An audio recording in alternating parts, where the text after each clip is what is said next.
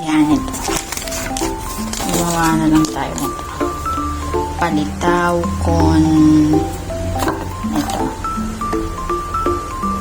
Cream style corn. Yan, tapos lalagyan natin ng ano na lang, siguro Coco Mama. Try natin. Wait lang. Yan guys, so ito, gumawa ako ng papalitaw. Yan, bilugin lang. Malinis na guys ang ano ko, kamay ko. Kaya wala nang problema. Ayan, so palitaw. Gawa lang tayo nitong palitaw. Bibilugin mo lang siya.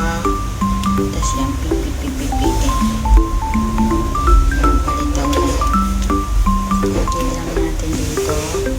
Yan, bilog lang tayo kung anong gusto lang natin kalaki. Pero hindi naman kailangan na pantay-pantay sa laki. Ayan, okay na siguro yan. Lagyan lang natin dito. Yan, bilogin natin. Yan. Tapos, ilalagyan na natin mamaya doon. Ayan. Bilogin mo lang. Tapos, pipiin. Hindi siya makakalaki. Kasi, mas masarap kung medyo maliit lang. Ayan. Konti lang naman yung kakain dito sa bahay. Kaya, ayan. Hintayin natin guys. Wait lang. Guys, so ididiretso na natin to dito sa lutuan. Cream corn pala siya. Ayan. Crema cream corn. Ayan.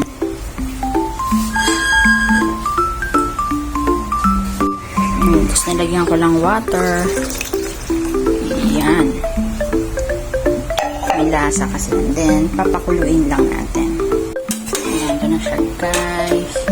Haluin na din. Lagyan natin siyang sugar syempre para matamis. Ako lang mag-isa. Ayan. Tansya-tansya na lang. Ayan. Huwag natin lagyan madami para kung gusto nila mag-asukal, asukala na lang nila yan. Pakukuluin lang natin yan. Then, lalagyan natin siya ng Coco Mama na coconut milk. Ito guys, lagyan natin ng Coco Mama.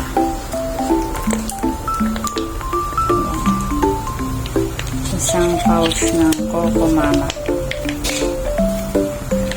Kasi gabi na, wala nang bibili ng gata. Kaya Coco Mama na lang. Ayan, nag-dish yung nagawa ko kanina na palitaw. Then, kumukulo na rin yung ating coconut milk na Coco Mama tsaka yung corn cream. Yan, pwede na natin lagay itong mga palitaw. Yan. Pagkaluto na siya, umiibabaw na siya. Yan.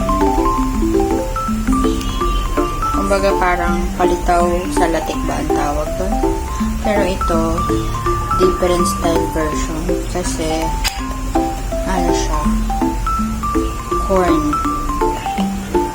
ang kasama niya. Yan. Hindi same yung mga shape ng pagka-circle niya. Yan. Hindi naman kasi kailangan dahil hindi naman maselan yung kakain. Tsaka okay pa din naman yan kahit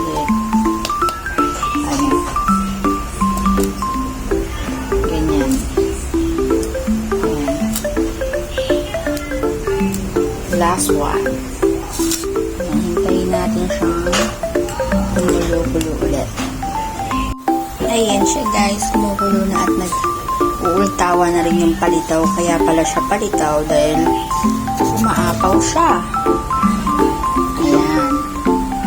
Diba, umiibabaw siya. Kasi nga, palitaw siya. Ayan. Umiibabaw na yung mga palitaw.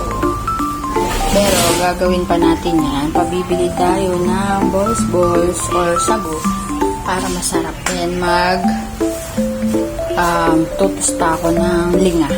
Tapos lalagay natin dyan. Dahil umangat na siya at pinatikim ko na siya sa ate ko, ayan, luto na daw. So, lalagyan na lang natin ng toasted na linga.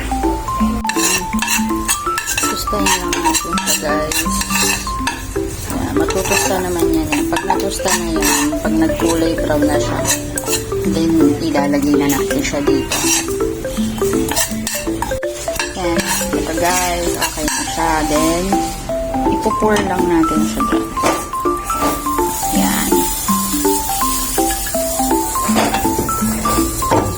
Yan na ang result, guys.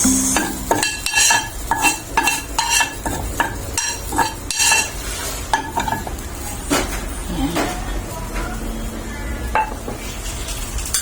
Then, halu-haluin lang natin. Ayan.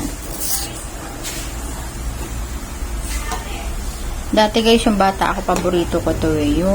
Pero yung munggo naman siya, tas may linga din na ginataan.